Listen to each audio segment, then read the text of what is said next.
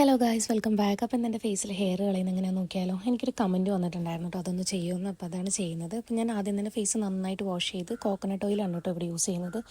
Oily ആയിട്ടുള്ള എന്ത് വേണമെങ്കിലും യൂസ് ചെയ്യാം. ഞാൻ സാധാരണ ഒരു മോയ്സ്ചറൈസിങ് ക്രീമായിരുന്നു യൂസ് ചെയ്തുകൊണ്ടിരുന്നത്. ഇപ്പോൾ കോക്കനട്ട് ഓയിൽ ഒന്ന് ജസ്റ്റ് ട്രൈ ചെയ്ത് നോക്കുകയാണ്.